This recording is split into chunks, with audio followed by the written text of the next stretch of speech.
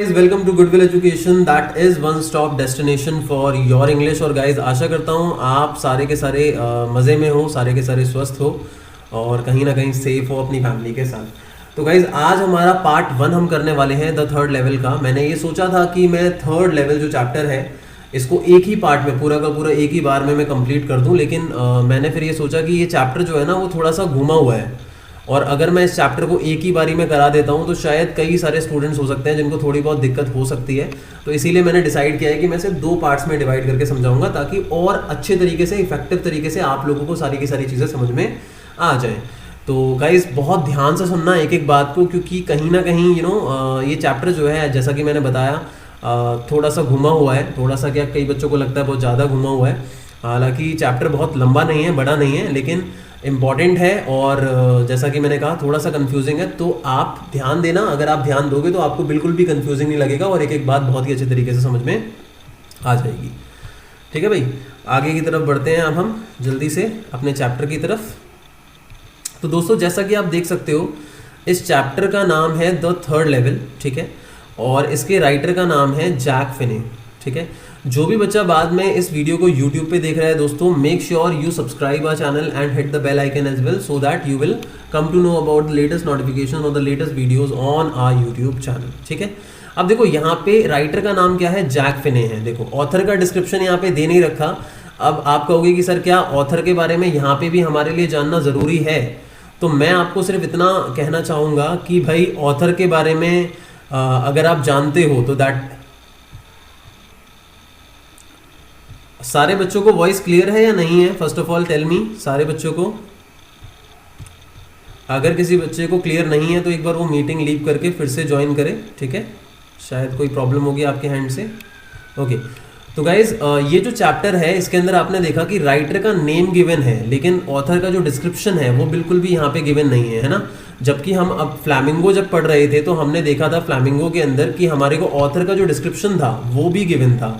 तो मैं आपको बता दूं कि ऑथर का डिस्क्रिप्शन अगर हमारे एनसीईआरटी में गिवन होता है तो उससे क्वेश्चन रेज हो सकता है, लेकिन अगर ऑथर का डिस्क्रिप्शन गिवन नहीं है तो बहुत ही कम चांसेस हैं कि आपको ऑथर के बारे में ज़्यादा पूछा जाए, उसकी नेशनलिटी के बारे में। नेम गिवन है तो नेम इज़ इनफ, बट फिर भी मैं कहूँगा कि आप एटलीस्ट जो राइटर है वो कहाँ से बिलोंग करता है ये आपको पता होना चाहिए। I think Jack Finney is an American author, तो ये आपको पता होना चाहिए। ठीक है, एमसीक्यू बेस्ड क्वेश्चंस के लिए। अब आगे की तरफ बढ़ते हैं हम यहाँ पे। अब देखो यहाँ पे क्या लिखा है, यहाँ पे एक बिफोर यू रीड लिखा हुआ है। जब भी हम किसी चैप्टर को पढ़ रहे होते हैं ना तो उस पर्टिकुलर पॉइंट ऑफ टाइम पे सबसे पहली चीज़ जो सबसे ज़्यादा इंपॉर्टेंट है वो ये है, क्योंकि इससे रिलेटेड वैसे तो इसके अंदर तो वो चीज़ नहीं लिखी एज अ वैल्यू, लेकिन ज़्यादातर जो दूसरे चैप्टर होते हैं ना, जैसे हमने फ्लैमिंगो में पढ़े थे, वहाँ पे बिफोर यू रीड वाला जो पार्ट होता है ये हमें लगभग हिंट दे देता है कि चैप्टर किस चीज़ से रिलेटेड है, उसकी वैल्यू क्या है। ठीक है, चलो इसमें क्या लिखा है देखो, have you ever had any curious experience which others find hard to believe. मतलब इसमें ये लिखा है कि क्या कभी आपके साथ कुछ ऐसा हुआ है जो आपके साथ हुआ और आपने किसी दूसरे पर्सन को बताया और उसके बाद उस पर्सन को बिलीव ही ना हुआ हो आपकी बात पे। तो ये क्वेश्चन दे रखा है यहाँ पे कि क्या ऐसा कुछ हुआ है आपके साथ, क्योंकि यहाँ पे जो चैप्टर है इसमें भी कुछ ऐसी ही चीज़ है जो हमें ऑथर राइटर एक ही चीज़ है, तो जो हमें राइटर या ऑथर बताता है। ठीक है, हालांकि मैं आप लोगों को बता दूं कि विस्टास के ज़्यादातर जो चैप्टर्स हैं दोस्तों वो फिक्शनल हैं। ठीक है, और फिक्शनल चैप्टर के अंदर क्या होता है, हमारी जो स्टोरी होती है वो रिलेटेड टू फिक्शन होती है। It means something which is imaginary, which is a product of imagination.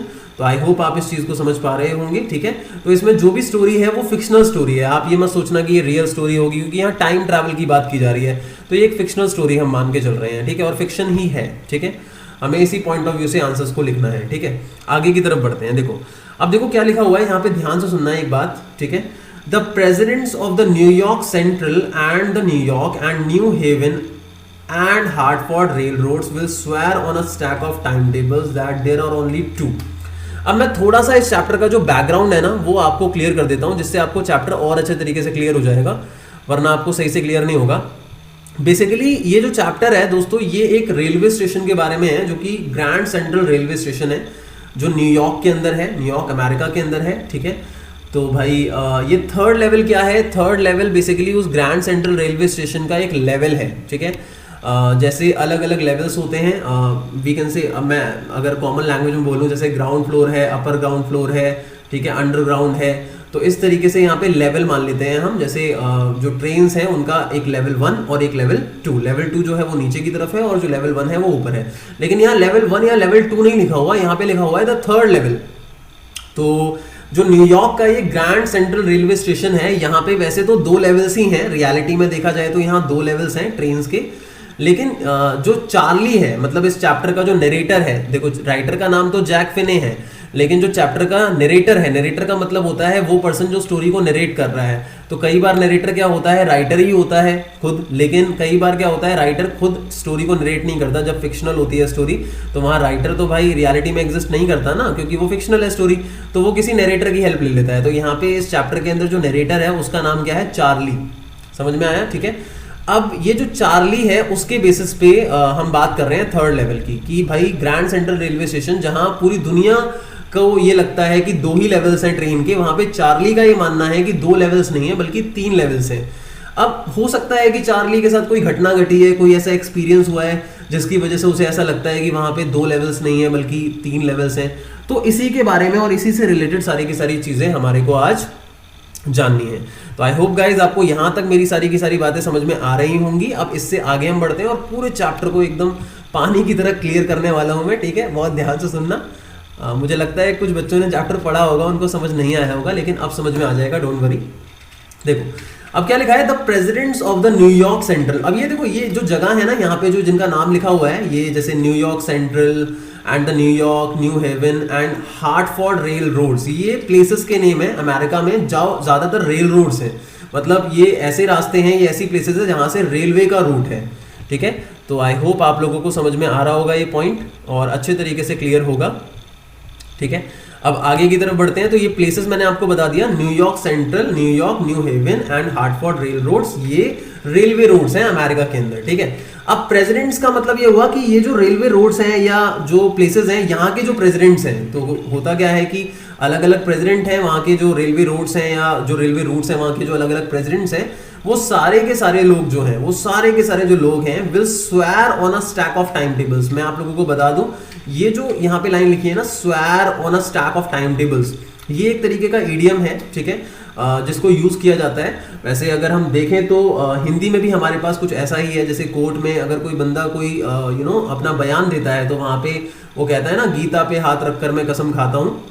उसी तरीके से अगर हम देखें क्रिश्चियनिटी के अंदर ये होता है swear on a stack of Bibles. इसका मतलब जो बाइबल, उनकी जो होली बाइबल होती है, वो उनके लिए एक सेक्रेट बुक होती है, तो वो उस पे हाथ रख के कसम खाते हैं या स्वेयर करते हैं कि वो झूठ नहीं कहेंगे या कुछ इस तरीके से होता है, ठीक है? अब यहाँ लिखा हुआ है swear on a stack of time tables, मतलब जो जितने भी प्रेसिडेंट्स हैं वहाँ के, जो रेलवे रोड्स के प्रेसिडेंट्स हैं सारे के सारे, न्यूयॉर्क सेंट्रल के, न्यूयॉर्क के, न्यू हेवन के और हार्टफोर्ड रेल रोड्स के, ये सारे कसम खा सकते हैं स्टैक ऑफ टाइम टेबल्स पे। स्टैक का मतलब क्या होता है? स्टैक का मतलब होता है किसी भी चीज का जो ढेर है उसको स्टैक कहते हैं। तो टाइम टेबल्स का स्टैक मतलब कि जो जितने भी रेलवे प्लेटफॉर्म्स होते हैं या जो रेलवे स्टेशंस होते हैं, वहां के जो टाइम टेबल्स होते हैं, तो जिस तरीके से हम लोगों के लिए हमारी किताबें, एक टीचर के लिए हमारी किताबें जो है, हम किताब पे हाथ रख के गलत कसम नहीं खा सकते, क्योंकि हमारी रोजी रोटी है, हम कहीं ना कहीं इसी से अर्न कर रहे हैं, ये हमारा प्रोफेशन भी है और हमारे लिए जो विद्या है, वो जो विद्या की देवी है सरस्वती, वो हमारे लिए पूजनीय है ना?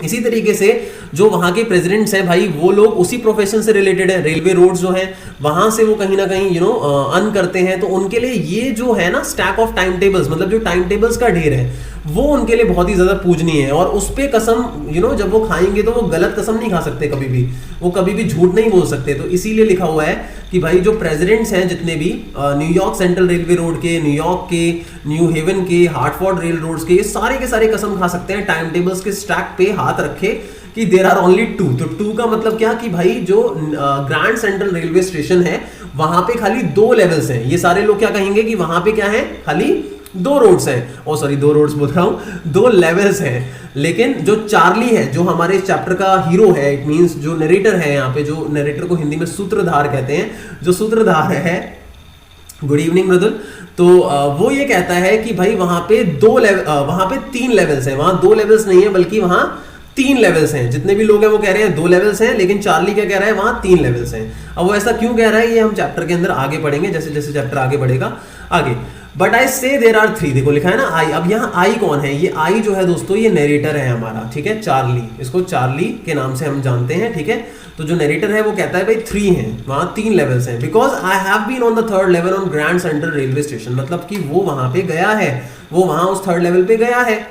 तो yes I have taken the obvious step, मतलब अब इतने में जब उसने ये बात बोली कि भाई मैं वहां पे गया हूं, तो उसके बाद अब जब वहां पे 3rd लेवल पे चार्ली गया तो उसके बाद वो कहता है I have taken the obvious step, I talk to a psychiatrist friend of mine among others. वो कहता है कि फिर जब वो गया है तो ये एक ऑब्वियस स्टेप है, या मैं कह सकता हूं that is a sure thing, that is something which is realistic. और उसने इसके बारे में ना अपने फ्रेंड्स को बताया है, और उसके फ्रेंड्स में से एक उसका जो फ्रेंड है वो एक साइकेट्रिस्ट है। साइकेट्रिस्ट किसे कहा जाता है दोस्तों, जो एक तरीके से इलाज करता है ना, दिमागी इलाज करता है, उस पर्सन को साइकेट्रिस्ट कहा जाता है, ठीक है। हिंदी में आई एम नॉट श्योर इसको क्या कहते हैं, मनोवैज्ञानिक कहते हैं या कुछ और कहते हैं, मनोचिकित्सक कहते हैं, कुछ भी कहते हो, ठीक है। लेकिन साइकेट्रिस्ट वो होता है जो किसी भी पर्सन के दिमाग का इलाज करता है, उसको साइकेट्रिस्ट कहते हैं, ठीक है। तो जो चार्ली है, उसने जो नरेटर है चार्ली, उसका जो एक दोस्त है साइकेट्रिस्ट जिसका नाम सैम वीनर होता है, मैं आपको भी बता देता हूं, अभी नाम यहाँ डिस्क्लोज नहीं हुआ है, लेकिन उसके फ्रेंड का नाम होता है सैम वीनर। तो भाई वो अपने फ्रेंड को बताता है इसके बारे में, ऑफ माइन, अपने फ्रेंड को बताता है अमंग अदर्स, मतलब अपने दूसरे दोस्तों को भी उसने बताया होगा, लेकिन दूसरे दोस्तों के साथ साथ उसने अपने एक साइकेट्रिस्ट फ्रेंड को भी इसके बारे में बताया। अब किस चीज के बारे में बताया कि वो 3rd लेवल पे होके आ चुका है। 3rd लेवल भाई क्या, 3rd लेवल जो कि ग्रैंड सेंट्रल रेलवे स्टेशन पे है, लेकिन भाई ग्रैंड सेंट्रल रेलवे स्टेशन पे 3 लेवल्स तो है नहीं, वहां कितने लेवल्स हैं, 2 लेवल्स हैं। तो जितने भी लोग जो चार्ली की बात को सुनते हैं, अगेन मैं बोल रहा हूं दोस्तों, जितने भी लोग जो चार्ली की बात को सुनते हैं वो सारे के सारे कहीं ना कहीं इस चीज को सुन के काफी ज्यादा शॉक्ड हैं। आई होप आप लोगों को मेरी बात जो है वो सही तरीके से समझ में आ रही होंगी।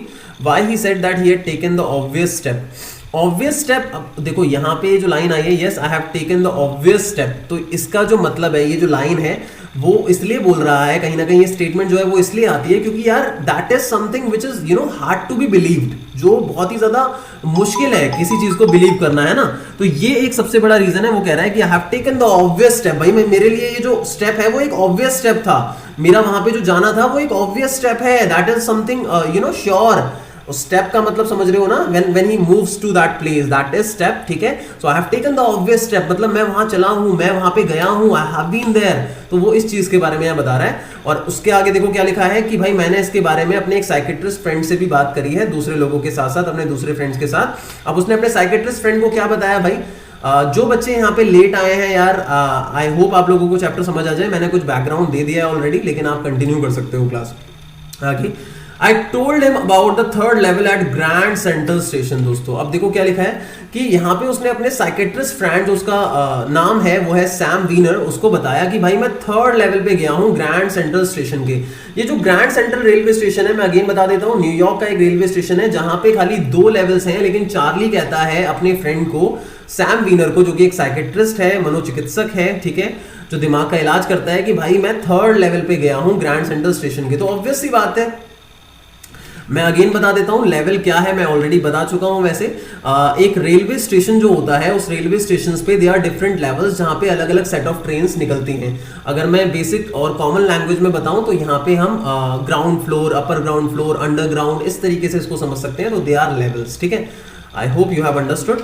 आगे बढ़ते हैं। I told him about the 3rd level at Grand Central station, तो उसने अपने दोस्त को इसके बारे में बताया। And he said it was waking dream wish fulfilment, मतलब उसके दोस्त ने बताया उसे क्या बोला, जब उसके दोस्त ने ये बात सुनी तो उसके दोस्त ने उसे क्या बोला कि भाई it was a waking dream wish fulfilment, मतलब कि जो तुम ये बता रहे हो ना, ये एक सपने की तरह है, और एक ऐसा सपना जिसको ना तुम फुलफिल करना चाहते हो। It is something which is imaginary, जो तुम्हारे माइंड की कल्पना है, इमेजिनेशन है, और इसको बस तुम फुलफिल करना चाहते हो, मतलब इसको एक रियलिटी मानना चाहते हो, इसीलिए तुम हमको इसके बारे में बता रहे हो ताकि हम भी इसको मान ले। तो यहाँ पे ये जो स्टेटमेंट है दोस्तों, ये दिखाती है कि जो साइकेट्रिस्ट फ्रेंड चार्ली का है, वो उसकी बात पे बिल्कुल भी बिलीव नहीं करता कि वो 3rd लेवल पे गया है, क्योंकि हकीकत में 3rd लेवल नाम की कोई जगह है ही नहीं, ऐसा जो चार्ली का फ्रेंड है वो मानता है। क्योंकि ऑब्वियस सी बात है, हर एक बंदे को ये पता है कि वहां 2 लेवल्स हैं, ग्रैंड सेंट्रल रेलवे स्टेशन पे 2 लेवल्स हैं। तो इसीलिए उसका फ्रेंड भी कहता है कि भाई it is a waking dream wish fulfilment. बताइए। आई होप आपने शायद क्लास जो है वो थोड़ी सी लेट ज्वाइन की है, इसीलिए आपको डाउट हो रहा है। मैंने ऑलरेडी बता दिया कि ये चैप्टर एक फिक्शनल चैप्टर है जिसके अंदर कुछ भी रियलिस्टिक नहीं है, ठीक है। तो यहाँ पे जो भी कहानी है वो एक इमेजिनेशन का प्रोडक्ट है। तो वो जो नरेटर है, जो अगेन मैं बता रहा हूँ, पहले लेट मी कंप्लीट, जो नरेटर है वो एक इमेजिनरी कैरेक्टर है राइटर का, ठीक है। जो राइटर है जैक फिने, उसका एक इमेजिनरी कैरेक्टर है नरेटर जिसका नाम है चार्ली। तो जो चार्ली है वो राइटर नहीं है यहाँ पे, वो एक नरेटर है और वो अपना कोई एक्सपीरियंस बता रहा है। जैसे जैसे चैप्टर खत्म होगा तो आपको जो चीजें हैं वो और अच्छे तरीके से क्लियर हो जाएंगी, ठीक है। यहाँ पे आई जैक फिने नहीं है यार, यहाँ पे आई जो है वो ये नरेटर है Charlie. Jack Finney is writer and narrator is a different thing. कई सारे चैप्टर्स में आई जो होता है वो राइटर होता है। जैसे 11th क्लास के अंदर आपने अगर एक चैप्टर पढ़ा हो जिसका नाम है the portrait of lady, 12th class में आपने चैप्टर पढ़ा हो डीप वाटर, तो यहाँ पे ये जितने भी चैप्टर थे ऑटोबायोग्राफीज थी। ऑटोबायोग्राफी का मतलब होता है आत्मकथा, जहाँ पे राइटर अपनी लाइफ के बारे में बता रहा होता है। तो वहां पे जो राइटर होता है वही नरेटर होता है, ठीक है। लेकिन जितने भी चैप्टर हमारे फिक्शनल होते हैं, जो रियलिस्टिक नहीं होते, जो बायोग्राफी या ऑटोबायोग्राफी नहीं होते, वहां पे जो नरेटर होता है वो एक इमेजिनरी कैरेक्टर होता है। समझ में आई मेरी बात? चलिए आगे की तरफ बढ़ते हैं भाई। And he said it was a waking dream wish fulfillment। तो उसका दोस्त कहता है कि भाई ये तुम्हारी सिर्फ एक इमेजिनेशन है जिसको सिर्फ तुम फुलफिल करना चाहते हो, इसीलिए तुम थर्ड लेवल कर रहे हो। He said I was unhappy। और उसका दोस्त पता है क्या कहता है? उसका दोस्त कहता है कि तुम अनहैप्पी हो, तुम कहीं ना कहीं नाखुश हो। जैसे अब उसका जो मतलब है वो क्या है मैं आप लोगों को बता देता हूँ। जैसे कई सारे लोग जो होते हैं वो अपनी लाइफ में कई सारा स्ट्रेस फेस कर रहे होते हैं, बहुत सारी टेंशन फेस कर रहे होते हैं, और इसीलिए वो क्या करते हैं, अपने ख्यालों में खोए रहते हैं और वो उस इमेजिनेशन के थ्रू अपने स्ट्रेस को, अपनी इनसिक्योरिटी को, फियर को, एंजाइटी को खत्म करने की कोशिश करते हैं, या फिर उससे अपने माइंड को डाइवर्ट करने की कोशिश करते हैं अपने इमेजिनेशन से। तो जो राइटर का दोस्त है, साइकेट्रिस्ट फ्रेंड सैम वीनर, वो कहता है कि जो राइटर है वो कहीं राइटर बोल रहा हूँ सॉरी, नरेटर आएगा यहाँ पे, ठीक है। तो जो नरेटर है इट मींस जो चार्ली है वो कहीं ना कहीं अनहैप्पी है, वो खुश नहीं है, और यही रीजन है कि भाई वो थर्ड लेवल के बारे में सोच रहा है। And that made my wife kind of mad. तो यहाँ पे अब इस बात का ध्यान रखना, इसका मतलब क्या है कि जब उसके फ्रेंड ने उसे बताया कि जो नरेटर है इट मीन चार्ली वो अनहैप्पी है, और इसके बारे में जब उसकी वाइफ को पता चला, किसकी वाइफ को पता चला इसके बारे में? नरेटर की वाइफ को, इट मीन चार्ली की वाइफ को। तो जो चार्ली की वाइफ है वो काफी ज्यादा परेशान हो गई इस चीज से, वो काफी ज्यादा परेशान हो गई, क्योंकि ऑब्वियस सी बात है भाई, वाइफ है तो कंसर्न होगी उसको लेके। तो जब उसके फ्रेंड ने, उसके साइकेट्रिस्ट फ्रेंड ने ये बात बताई कि यार तुम अनहैप्पी हो और तुम ये सब कुछ इसलिए सोच रहे हो क्योंकि तुम स्ट्रेस में हो और तुम्हें बस एक एक ऐसा मीडियम चाहिए जिससे तुम अपनी प्रॉब्लम से भाग सको, इसीलिए तुम थर्ड लेवल के बारे में सोच रहे हो। तो उसकी जो वाइफ थी वो भी थोड़ी परेशान हो गई इस चीज को लेके। But he explained that he meant the modern world is full of insecurity. मतलब उस पर्टिकुलर पॉइंट ऑफ टाइम पे जब नरेटर जो है चार्ली, उसको उसके फ्रेंड ने बोला है कि तुम अनहैप्पी हो और उसकी वाइफ इस बात से परेशान हो गई है, तो जो उसका फ्रेंड है वो बस इतना कहना चाहता है, इतना समझाना चाहता है कि देखो ये जो मॉडर्न वर्ल्ड है ना, जो जिस सेंचुरी में हम रह रहे हैं, जिस मॉडर्न वर्ल्ड में हम रह रहे हैं, ये आधुनिक दुनिया जो है, इसमें कई सारे लोग ना इनसिक्योरिटी को फेस कर रहे होते हैं। किसी ना किसी चीज की उनको इनसिक्योरिटी होती है, उन्हें डर होता है, उन्हें फियर होता है, कहीं ना कहीं वॉर का डर होता है, या फिर कोई दूसरी परेशानी है, कोई दूसरा वरी है, and all the rest of it. मतलब इसके अलावा जितनी भी प्रॉब्लम्स हो सकती हैं, वो सारी की सारी जो प्रॉब्लम्स होती है ना, उससे एक इंसान भागना चाहता है। And that I just want to escape. मतलब जो नरेटर का फ्रेंड है वो ये बोल रहा है कि मतलब जो नरेटर है चार्ली, वो इन सारी चीजों से भागना चाहता है, और यही एक सबसे बड़ा रीजन हो सकता है कि जो चार्ली है वो थर्ड लेवल के बारे में सोच रहा है। देखो अब ध्यान से समझो इस बात को। चार्ली जो है वो ये कह रहा है कि मैं थर्ड लेवल पे गया हूं, लेकिन जो उसका फ्रेंड है सैम वीनर, वो ये कह रहा है कि तुम थर्ड लेवल पे नहीं गए हो, और अगर गए भी हो तो वो अपनी इमेजिनेशन में गए हो, अपनी कल्पना में गए हो, और ऐसा तुम इसलिए कर रहे हो क्योंकि भाई तुम कहीं ना कहीं जो मॉडर्न वर्ल्ड की इनसिक्योरिटी है उससे एस्केप करना चाहते हो। एस्केप मतलब बचना चाहते हो, भागना चाहते हो। तो एस्केप करने के लिए तुम्हें एक इमेजिनरी दुनिया चाहिए, वो इमेजिनरी दुनिया तुम्हारे लिए थर्ड लेवल है। कई बार मेरे टंग पे राइटर आ रहा है, क्योंकि अभी तक हमने फ्लैमिंगो के जितने भी चैप्टर रिपीटेडली किए हैं वहां पे हमने राइटर के पॉइंट ऑफ व्यू से चीजों को पढ़ा है। तो नो इशू, अगर मेरा गलती से राइटर निकलता भी है तो दोस्तों वो नरेटर है यहाँ पे, इस बात का ध्यान रखना, ठीक है। वहां पे आपको नरेटर वर्ड यूज करना है, राइटर वर्ड यूज नहीं करना अपने आंसर्स के अंदर, वरना वो गलत हो जाएगा, इस बात को ध्यान रखना, ठीक है। आगे वेल हु डजंट, अब देखो यहां पे इस बात को ध्यान से समझना कि जब उसके फ्रेंड ने ये बात एक्सप्लेन करके उसको समझाई कि भाई जो मॉडर्न वर्ल्ड है वो फुल ऑफ इनसिक्योरिटी है, फियर और वॉर, इन सब से, तो जिससे तुम भागना चाहते हो, इसीलिए तुम थर्ड लेवल के बारे में सोच रहे हो। तो इतने में जो नरेटर है, जो चार्ली है, वो कहता है वेल हु डजंट, मतलब कौन नहीं भागना चाहता, इन सारी की सारी प्रॉब्लम से तो हर एक इंसान भागना चाहता है। Everybody I know wants to escape, कि मतलब जो नरेटर है चार्ली, वो कहता है कि भाई जिसको भी मैं जानता हूं वो सभी एस्केप करना चाहते हैं भाई, फियर से, इनसिक्योरिटी से, प्रॉब्लम से, कौन एस्केप नहीं करना चाहेगा। इवन आप लोग भी एस्केप करना चाहोगे, but they don't wander down into an third level at Grand Central station. तो उसके यहाँ पे कहने का मतलब ये है कि भाई जो भी लोग फियर से और इनसिक्योरिटी से, एंजाइटी से बचना चाहते हैं, क्या वो सारे लोग थर्ड लेवल के बारे में सोच रहे हैं? ऐसा तो नहीं है ना, कोई ना कोई दूसरा मीडियम होगा उनके एस्केप का। अब मैं थर्ड लेवल पे कैसे पहुंच गया? ऐसा कैसे हो सकता है कि मेरी इमेजिनेशन में मैं थर्ड लेवल पे पहुंच गया? कोई दूसरा तरीका भी हो सकता था। तो यहाँ पे ये लिखा हुआ है कि भाई कई सारे लोग इसे फेस करते हैं, बट वो लोग वेंडर मतलब वो लोग घूमते नहीं है थर्ड लेवल पे ग्रैंड सेंट्रल स्टेशन के, लेकिन मैं वहां गया हूं, मैं वहां घूमा हूं, तो it must be a reality, ये एक रियलिटी होनी चाहिए। ये बात कौन बोल रहा है? चार्ली बोल रहा है, जो कि नरेटर है, ठीक है। ध्यान से सुनना यार एक एक बात को, तभी चैप्टर समझ में आएगा। अगर फिर भी दिक्कत हो तो एक बार इसका रिकॉर्डेड वर्जन भी देखना, ठीक है। आगे but that's the reason he said and my friends all agreed, ठीक है। लेकिन उसका जो दोस्त है यार सैम, वो यही कहता है कि यही रीजन है कि तुम थर्ड लेवल के बारे में सोच रहे हो, इनसिक्योरिटी और इस सब की वजह से। ही सेड, उसका दोस्त कहता है, and my friends all agreed. इसका मतलब ये है कि उसके जितने भी फ्रेंड्स हैं वो इस बात से अग्री हो जाते हैं दोस्तों। उसके जितने भी फ्रेंड्स हैं वो इस बात से अग्री हो जाते हैं। किस बात से? जो बात किसने बोली है यहाँ पे? जो बात बोली है चार्ली के फ्रेंड सैम ने, जो कि एक साइकेट्रिस्ट है, ठीक है। आगे बढ़ते हैं।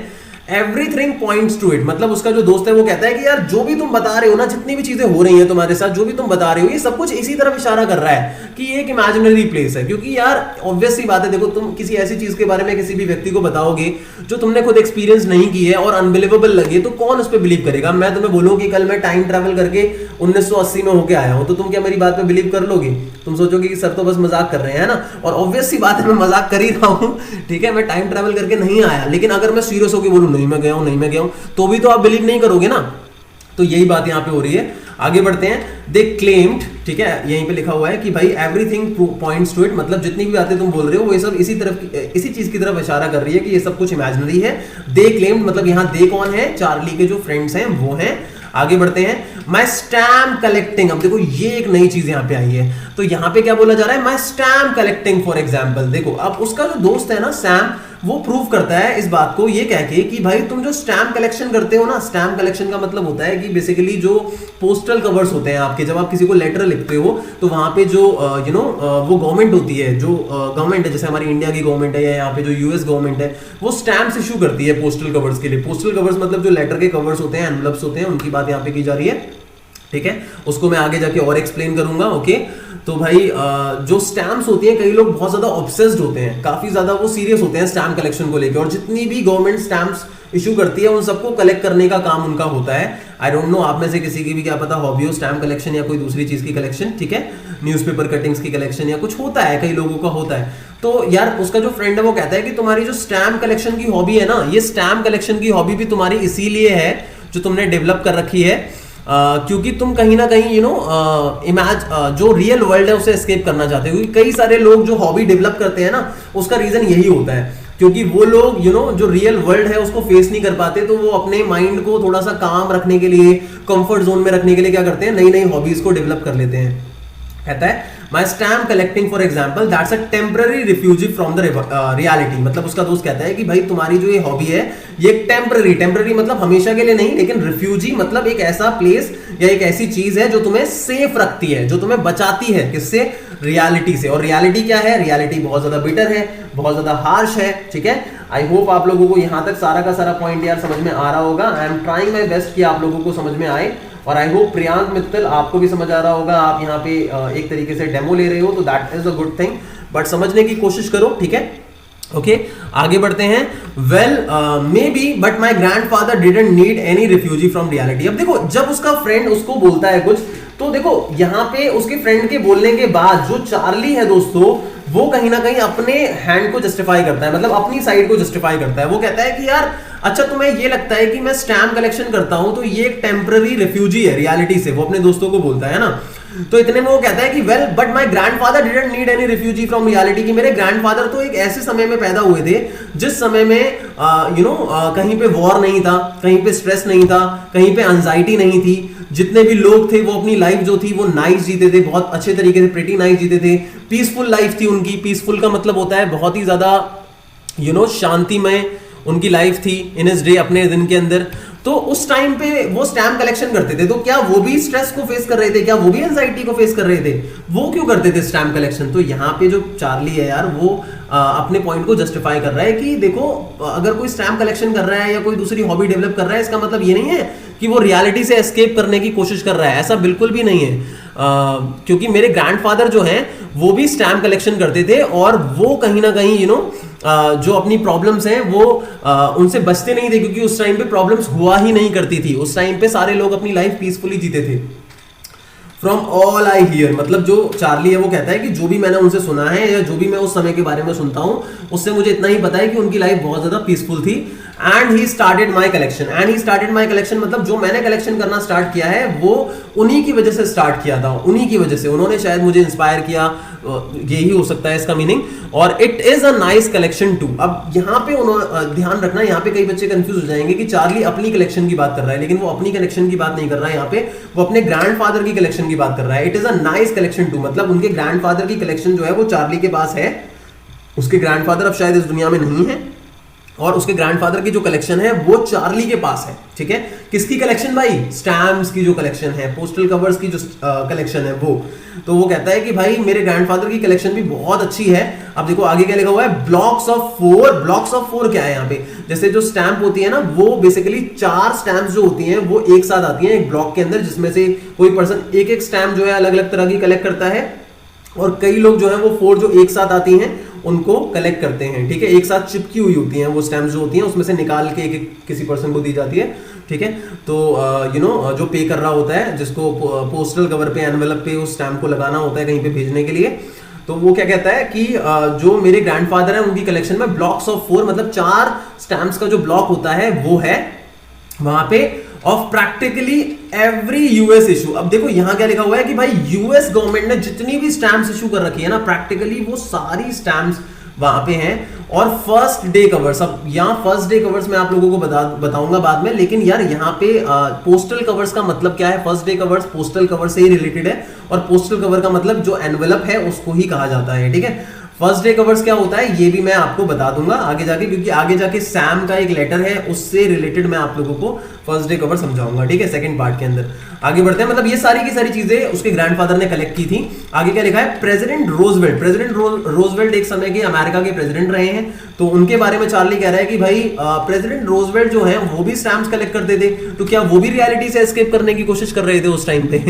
तो भाई चार्ली क्या कर रहा है यहाँ पे, चार्ली अपने पॉइंट को प्रूव कर रहा है कि यार ऐसा नहीं है कि मैं रियलिटी से बचने की कोशिश कर रहा हूं। ठीक है, ये मेरे साथ हुआ है। आई होप समझ आ रहा होगा। बताओ क्या पॉइंट है, बताओ फिर से बताओ। हाँ बिल्कुल बिल्कुल बिल्कुल, रोजवेल्ट जो था वो डीप वाटर में भी था। वही है, सेम है, president Roosevelt. Franklin D Roosevelt है उनका नाम, पूरा नाम है फ्रैंकलिन डी रोजवेल्ट। एक समय के अमेरिका के बहुत ही इन्फ्लुएंशियल प्रेसिडेंट रहे हैं, इनके बारे में पढ़ोगे तो पता चलेगा। ओके, आगे बढ़ते हैं। Anyway here is what happened at Grand central. अब देखो ये जो पैराग्राफ है यहां से हमारे को एक्सपीरियंस बताया गया है, यहां से एक्सपीरियंस स्टार्ट होता है दोस्तों। ठीक है, क्या बोलता है चार्ली कि एनीवे क्या हुआ था ग्रैंड सेंट्रल पे, चलो मैं उसकी बात करता हूं। एक रात को क्या हुआ, last summer I work late at office, की मैंने ऑफिस में बहुत लेट वर्क किया और मैं बहुत ही ज्यादा जल्दी में था कि मैं जल्दी से अपने अपार्टमेंट पहुंच जाऊं। I was in a hurry to get uptown to my apartment. अब गेट अप टाउन का मतलब यहाँ पे क्या है, गेट अप टाउन बेसिकली यहाँ पे उसका जो ट्रैवल है उसकी बात की जा रही है, to get uptown to my apartment, कि मैं वहां पे पहुंच जाऊं जल्दी से जल्दी। So I decided to take the subway. अब देखो ये सबवे क्या है, सबवे आप लोगों को आई होप पता होगा कि जो अंडरग्राउंड रास्ता होता है रोड के नीचे से उसको सबवे कहा जाता है। ठीक है, तो जो यहाँ पे जो चार्ली है नरेटर, उसने कहा कि मैंने सोचा कि यार मैं सबवे से जाऊं। कहां से जाऊं? सबवे से। किसका सबवे? जो रेलवे स्टेशन है ग्रैंड सेंट्रल, उसके सबवे से जाऊं। अब उसने पता है ऐसा क्यों सोचा? क्योंकि जो ग्रैंड सेंट्रल रेलवे स्टेशन के सबवेज हैं, अलग अलग जो रास्ते हैं नीचे, वो सारे के सारे बहुत फास्ट हैं, इतने ज्यादा फास्ट है कि बस से ज्यादा जल्दी हम उनके थ्रू पहुंच सकते हैं। अब ऐसा क्यों? क्योंकि यार सबवेज जो होंगे वो रोड तो ऑब्वियसली एक पर्टिकुलर डायरेक्शन में ही गाड़ी जा सकती है ना, जहां जहां पे वो बने हुए हैं, लेकिन जो सबवेज होंगे हो सकता है कि वो ज्यादा बड़े शॉर्टकट हो, वहां पे हम मल्टी एंगल से अलग अलग डायरेक्शंस में जा सकते हैं, ये एक रीजन हो सकता है। तो वो कहता है कि यार मैंने सोचा कि मैं ग्रैंड सेंट्रल का जो सबवे है वहां से जाऊं, क्योंकि वो मेरे लिए फास्टर होगा। क्यों? क्योंकि वो लेट नाइट निकला था लास्ट, कहीं ना कहीं 1 नाइट लास्ट समर, मतलब रात को शायद लेट हो गया होगा वो वर्क से। हाँ बिल्कुल लिखा है वर्क लेट हो गया था, तो उसे अपने अपार्टमेंट जल्दी पहुंचना था। बताइए।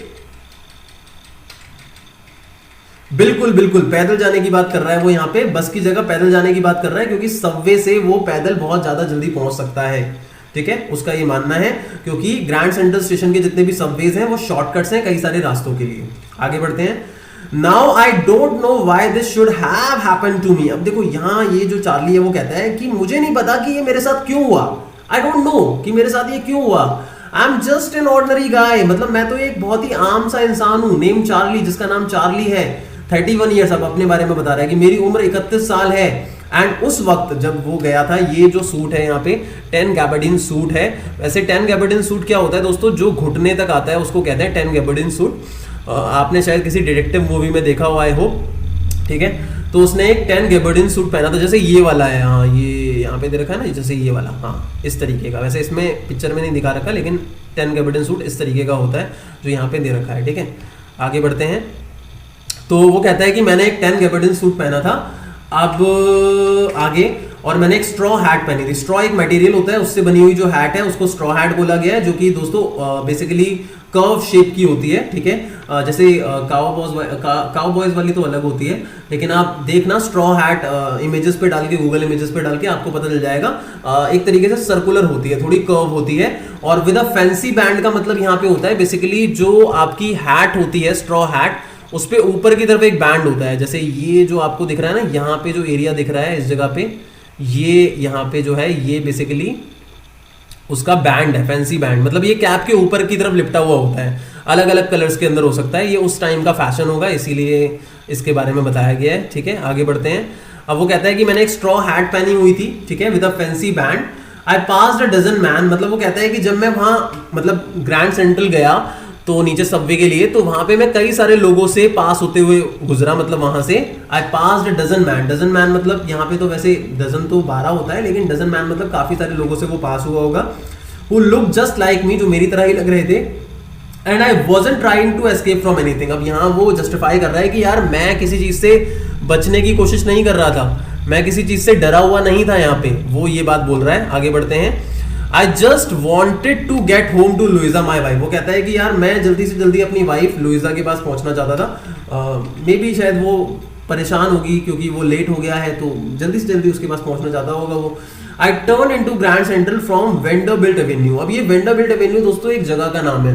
वैसे मैं आपको लोगों को बता दूं, एवेन्यू एक ब्रॉड रोड को कहा जाता है जो किसी टाउन या सिटी में है, और वेंडरबिल्ट एवेन्यू जो है वो न्यूयॉर्क में एक प्लेस है। तो वो कहता है कि भाई जो ग्रैंड सेंट्रल है उसके लिए वो टर्न लेता है वेंडरबिल्ट एवेन्यू से, ठीक है, and went down the steps to first level. और वहां से वो सबवे के अंदर एंटर हुआ होगा तो वो फर्स्ट लेवल पे पहुंचा। वहां पे रियलिटी में कितने लेवल्स हैं? खाली 2 ही लेवल्स हैं, स्पेशली उस टाइम पे जब चार्ली वहां पे है, ठीक है।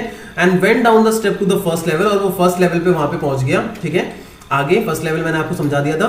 Where you take trains like the 20th century. अब ये 20th सेंचुरी की स्टोरी है दोस्तों। 20th सेंचुरी, हम लोग 21st सेंचुरी में। 20th सेंचुरी यहाँ पे क्या हुआ, 1900 से जो 2000 का टाइम, 2000 नहीं 1999 का जो टाइम होगा वो 20th सेंचुरी होगा, ठीक है। हम लोग जो जी रहे हैं अभी वो 21st सेंचुरी है, ठीक है। अब वो कहता है कि भाई फर्स्ट लेवल पे आपको ट्रेन्स मिलती हैं लाइक 20th सेंचुरी, मतलब कि मॉडर्न ट्रेन्स। बेसिकली यहाँ मॉडर्न ट्रेन्स की बात की जा रही है कि फर्स्ट लेवल से मॉडर्न ट्रेन्स जाती हैं। And then I walk down other flight. अब यहाँ फ्लाइट जो है दोस्तों, आप गलत मत समझना, फ्लाइट का मीनिंग यहाँ पे है a series of steps between floor और लेवल्स। मतलब एक लेवल से दूसरे लेवल के बीच में जो स्टेप्स होते हैं, सीढ़ियां होती हैं, उनको यहाँ फ्लाइट बोला गया है, ठीक है। Then I walk down another flight to the second level, मतलब वो सेकंड लेवल की तरफ गया, where the suburban trains leave from. अब देखो सब अर्बन आप समझ रहे होंगे, अर्बन का मतलब तो शहरी होता है, अर्बन एरिया जैसे। अब सब अर्बन का मतलब क्या हुआ भाई, जो ग्रामीण क्षेत्र होंगे या जो सिटी एरिया से थोड़े से नीचे होंगे उनको सबअर्बन बोला गया है। तो भाई वो सेकंड लेवल पे पहुंच गया, यहां से सबअर्बन ट्रेन्स पास होती हैं, ऑब्वियसली बात है, हम रेलवे स्टेशन की बात कर रहे हैं, ठीक है। तो भाई फर्स्ट लेवल से मॉडर्न ट्रेन्स पास होती हैं और यहां से सबअर्बन ट्रेन्स पास होती हैं सबअर्बन एरियाज के लिए। आगे लिखा है डग्ड इनटू एन आर्क डोरवे। अब डग्ड का मतलब क्या होता है, बेसिकली बचते हुए निकलना, बेसिकली मुंडी नीचे की तरफ डग करते हुए। तो आर्क डोरवे क्या होता है, अब आर्क का मतलब होता है बेसिकली, इस आर्क का मतलब होता है कर्व्ड, ऊपर की तरफ से कर्व्ड होता है, ठीक है, ठीक है, सी टाइप, ऊपर की तरफ से अगर हम सी बना देंगे तो दैट इज आर्क्ड, ठीक है। तो कोई आर्क डोरवे होगा उस शेप का ऊपर की तरफ से आर्क्ड, तो वहां से वो डग करते हुए बचते हुए निकलता है और हेडिंग फॉर द सबवे, वो सबवे की तरफ आगे जा रहा है, एंड गॉट लॉस्ट, और वो वहां से खो जाता है, वहां से वो खो जाता है, उसको समझ नहीं आता कि वो कहाँ पे पहुंच गया है। क्योंकि यार वो हमें बताता है कि ग्रैंड सेंट्रल स्टेशन जो है ना, वो एक ऐसी प्लेस है जहां पे वो कई बार खो चुका है। खोने का मतलब देखो क्या है, खोने का मतलब ये है कि रास्ता भूल जाना, रास्ता भटक जाना, ठीक है। दैट्स इजी टू डू, और ये कहीं ना कहीं काफी ज्यादा मुश्किल है, क्योंकि सारे रास्ते एक जैसे लगते होंगे। जैसे अगर मैं अपने दिल्ली की बात करूं तो कनॉट प्लेस जो है हमारा, वहां पे जब हम जा रहे होते हैं तो जितने भी रास्ते हैं वो ज्यादातर एक जैसे नजर आ रहे होते हैं। तो कोई भी पर्सन फर्स्ट या सेकंड बार जाएगा तो वो कंफ्यूज हो जाएगा, तो नेविगेशन से वहां पे जाना पड़ता है। एक दो बार मेरे साथ भी ये चीज हुई है, क्योंकि सारे रास्ते एक जैसे लग रहे होते हैं। हाँ बिल्कुल, दिल्ली वाले हमारे समझ गए होंगे। तो यार दैट्स इजी टू डू, तो वो कहता है कि ये बहुत ही आसान है मतलब कंफ्यूज हो जाना, खो जाना बहुत ही ज्यादा आसान है, that's easy to do, and I have been in and out of Grand Central 100 of times. वो कहता है कि मैं 100 से भी ज्यादा बार वहां अंदर गया हूँ, बाहर निकला हूँ, लेकिन फिर भी मेरे साथ हो जाता है ये। But I am always bumping into new doorways, मतलब हर बार ये होता है। बम्पिंग का मतलब होता है फेसिंग या एंटरिंग भी कह सकते हैं, कि मैं हर बार नए रास्ते पे, न्यू डोरवेज पे पहुंच जाता हूं, ठीक है। एंड स्टेयर्स एंड कॉरिडोर्स, मतलब कभी उसे नए डोरवेज मिल जाते हैं, दरवाजे, कभी स्टेयर्स मिल जाती हैं, सीढ़ियां मिल जाती हैं, कभी कॉरिडोर्स मिल जाते हैं। यार कॉरिडोर क्या होता है, एक लंबा सा रास्ता होता है जिसमें अलग अलग जगह पे गेट होते हैं। जैसे आपने स्कूल के कॉरिडोर्स देखे होंगे, तो लंबा सा एक कॉरिडोर है और जहां पे आप देख रहे हो अलग अलग जगह क्या है, गेट्स लगे हुए हैं अलग अलग रूम्स के, उसको कॉरिडोर कहा जाता है, ठीक है। आगे तो ये सब उसे मिलता है। Once I got into a tunnel, tunnel किसको कहते हैं, सुरंग को कहते हैं। जो सुरंग होती है, पहाड़ के बीच में ज्यादातर टनल्स होते हैं, ठीक है, लेकिन यहाँ टनल सुरंग को बोला गया है, ध्यान रखना, ठीक है। आगे बढ़ते हैं। आई गॉट इनटू, मतलब वो कहता है कि एक बार मैं एक टनल में एंटर कर गया था, अबाउट अ माइल लॉन्ग, जो एक माइल लॉन्ग था, माइल एक यहाँ पे डिस्टेंस है, ठीक है। And came out in the lobby of the Roosevelt hotel, मतलब ये रोजवेल्ट होटल एक जगह का नाम है। वो कह रहा है कि यार एक बार क्या हुआ, मैं ग्रैंड सेंट्रल रेलवे स्टेशन के एक टनल में घुसा, और जब मैं वहां से बाहर निकला तो पता है मैं कहां पहुंच गया, लॉबी में। लॉबी किसको कहते हैं, पार्किंग एरिया को कहते हैं, ज्यादातर होटल्स में होता है या किसी प्लेस पे। तो वो रोजवेल्ट होटल के लॉबी में पहुंच गया मतलब एक शॉर्टकट जो है ग्रैंड सेंट्रल का, वो रोजवेल्ट होटल की लॉबी तक भी जाता है। And another time I came up in office building, मतलब वो कहता है कि एक बार क्या हुआ मेरे साथ, मैं ना in an office building on 46 street, मतलब 46 स्ट्रीट एक जगह का नाम है यहाँ पे, ठीक है, न्यूयॉर्क में। वहां की एक ऑफिस बिल्डिंग में जो नरेटर है चार्ली, वो पहुंच गया था, जो कि 3 ब्लॉक्स अवे, ठीक है। जो उसकी खुद की जो बिल्डिंग है, मतलब जो उसकी ऑफिस की बिल्डिंग है, उससे 3 ब्लॉक्स की दूरी पे है, ठीक है। मतलब यहाँ पे बोल रहा है वो कि एक बार और मेरे साथ ऐसा हुआ था कि ग्रैंड सेंट्रल रेलवे स्टेशन से मैं एक रास्ते से 46 स्ट्रीट की एक ऑफिस बिल्डिंग में पहुंच गया था, जो मेरे खुद की ऑफिस से 3 ब्लॉक्स की दूरी पे है। मतलब यहाँ पे ना वो बेसिकली जस्टिफाई कर रहा है कि यार ग्रैंड सेंट्रल स्टेशन जो है वो एक ऐसी जगह है जहां पे कोई भी पर्सन बहुत आसानी से कंफ्यूज हो जाता है, क्योंकि वहां बहुत सारे ऐसे रास्ते हैं, ठीक है। यार यहां तक ही मैं कराऊं तो ज्यादा बेटर रहेगा, आई होप, ठीक है। मैं डोंट वरी, करेक्ट 4 बजे अपना पार्ट 2 स्टार्ट करूंगा, मैं ज्यादा वेट नहीं करूंगा, और इन 4 पेजेस को मैं कंप्लीट करा दूंगा अगली क्लास के अंदर, क्योंकि इससे ज्यादा कराऊंगा तो कोई फायदा नहीं है, हो नहीं पाएगा। 5 बजे मेरी अगेन नेक्स्ट क्लास है, ठीक है। तो मैंने यहाँ 2 पार्ट्स जो अभी तक समझाए हैं ना, इनको बस ध्यान से कर लेना, ये ध्यान से कर लेना। अगर तुमने ये ध्यान से कर लिया तो ये सब तुम्हारे को बहुत आसानी से समझ में आ जाएगा, चिंता वाली कोई बात नहीं है, तुम्हें सारा का सारा बहुत जल्दी जल्दी समझ में आ जाएगा। शुरू की जो चीजें हैं कुछ, वो समझना थोड़ा सा मुश्किल था, ठीक है। अब जो भी बच्चे अभी YouTube पे अगर हमारे इस कोर्स को देख रहे होंगे, गाइस बाद में मैं इसे अपलोड करूंगा, तो जो देख रहे होंगे दोस्तों, मैं आप लोगों को बता दूं कि हमारा पेड कोर्स है, एक नया बैच है हमारा। Again wait a minute guys, मैं आपका डाउट लेता हूं अभी। तो हमारा एक पेड बैच है जो कि थर्सडे से हमारा स्टार्ट हो रहा है, और अगर आप लोग वैसे I think I will be uploading this video after a week, okay, तो हमारा एक पेड बैच है जो जल्दी स्टार्ट होने वाला है गाइस। तो प्लीज आप लोग अपने आप को रजिस्टर जरूर करें, और आप रजिस्टर अगर करते हैं तो you will be benefited a lot with this course. अभी हमारे पास इनफ टाइम है और इस इनफ टाइम के अंदर हम अपनी अच्छी खासी प्रिपरेशन कर सकते हैं। एंड मेक श्योर कि आप इस वीडियो को देखने के बाद चैनल को सब्सक्राइब जरूर कर दो, बेल आइकन को हिट जरूर कर दो। पेड कोर्स के लिए आप मुझे मेरे व्हाट्सएप पे मैसेज कर सकते हो। मेरा व्हाट्सएप नंबर जो है वो सामने स्क्रीन पे अवेलेबल है। हमारे कोर्स की फीस खाली 1000 रुपीज है फॉर लाइव कोर्स, और रिकॉर्डेड कोर्स की फीस खाली 500 रुपीज है। तो मिलते हैं अपनी अगली क्लास के अंदर। और उसके अलावा दूसरी चीज ये कि please make sure you subscribe our channel and hit the bell icon as well.